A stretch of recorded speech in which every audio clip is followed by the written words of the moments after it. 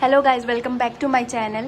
তো আজকে আমি কোভিডের জন্য যে কাপ রিলেটেড প্রবলেমটা হচ্ছে তার জন্য আমি একটা কাঢ়া বানাচ্ছি। আমি 1 কাপ কাঢ়াটা বানাবো, তার জন্য আমি নেব 3টে বাসক পাতা, 7-8টা তুলসী পাতা, 7-8টা লবঙ্গ, একটুখানি দারচিনি, 7-8টা গোলমরিচ আর 1 ইঞ্চ মতো আদা, আর এখানে আমি 2টো তেজপাতা নিয়ে নিয়েছি।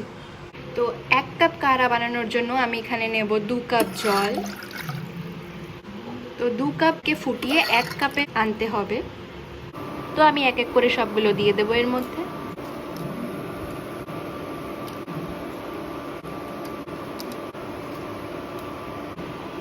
আমি এখন 5 মিনিটের জন্য এটা হাই ফ্লেমে ফুটিয়ে নেব, তারপর আমরা এটাকে লো ফ্লেম করে দেব।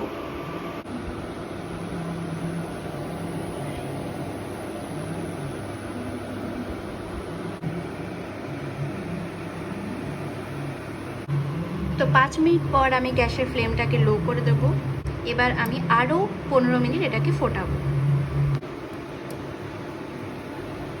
তো দেখুন, আমরা 2 কাপ জল ঢেলেছিলাম, জলটা এখন অনেকটাই কমে এসছে, আর একটু কমবে।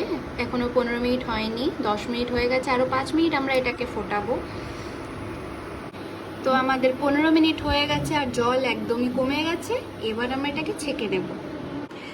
তো আমাদের কাঢ়া রেডি। দেখুন 1 কাপ হয়েছে। এবার এটাকে দিনে 2বার করে খেলেই কাফের প্রবলেম যে হচ্ছে এটা একদম সেরে যাবে।